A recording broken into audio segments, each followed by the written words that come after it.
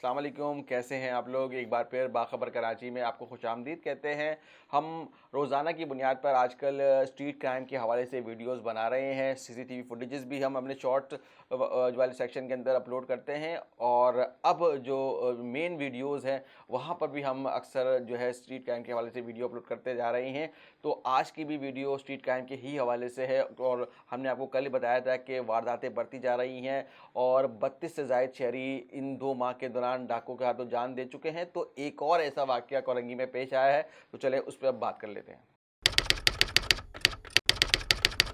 ये कल रात का वाक़या है, 12:30 के करीब कोरंगी वीटा चौरंगी के करीब 2 मुलाजिम जो फैक्ट्री में काम करते थे, गारमेंट फैक्ट्री थी, वहाँ से ड्यूटी ऑफ करके घर की जानिब जा रहे थे कि 2 मोटरसाइकिल सवार मुल्ज़िमान ने उन्हें रोका और उनकी तलाशी ली, और तलाशी लेने के बाद उनसे दोनों से मोबाइल फ़ोन लेने के बाद उनसे पैसे भी लिए, और जैसे ही वो जाने लगे तो उनके ज़हन में पता नहीं क्या आया और उन्होंने पलट कर फायर किया, जो एक गोली जो मोटरसाइकिल पर बैठे फैयाज़ को लगी।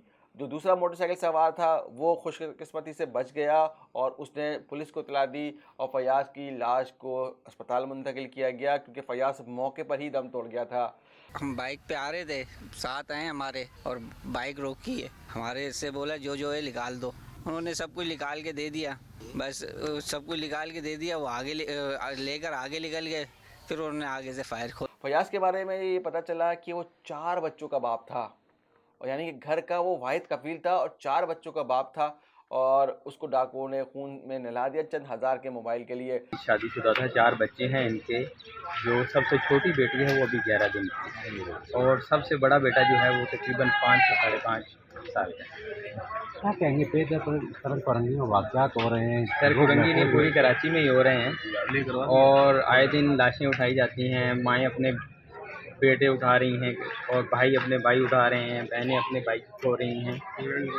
तो कहना तो यही है कि अहले इक़्तिदार और जो सुस्त लस्सी पी के सोए हुए हैं, खुदा रात जागें, कराची की आवाम का सोचें, कराची के नौजवान का सोचें। होना तो ये चाहिए था कि कराची के काबिल नौजवान को नौकरियां दी जाती, फैसिलिटीज़ दी जाती, लेकिन ये नहीं हो रहा। तो उनको मिल रहा है लाशों के तोहफे, उनको डकैतियों के तोहफे।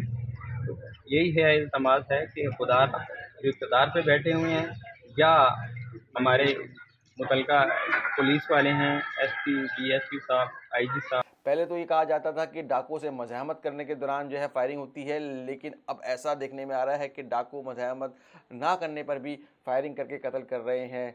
शहर कराची में इस वक्त जो दीगर जराइम थे वो तो कम हो चुके हैं। माजी में धमाके होते थे, टारगेट किलिंग होती थी, बोरी बंद लाशें मिलती थीं, वो तो कम हो चुकी है, लेकिन अब कराची वालों का जो बड़ा मेन मसला है वो इस वक्त स्ट्रीट क्राइम है।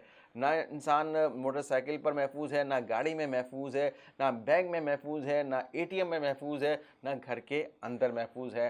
तो बस अल्लाह ताला से हम ये दुआ ही कर सकते हैं कि डाकुओं से हमारी निजात हमें मिल जाए और इनसे जान छूट जाए, क्योंकि कराची पुलिस का जो रवैया है वो बहुत ही जो है अजीब सा है। वो संजीदा नज़र नहीं आते काम करने के दौरान।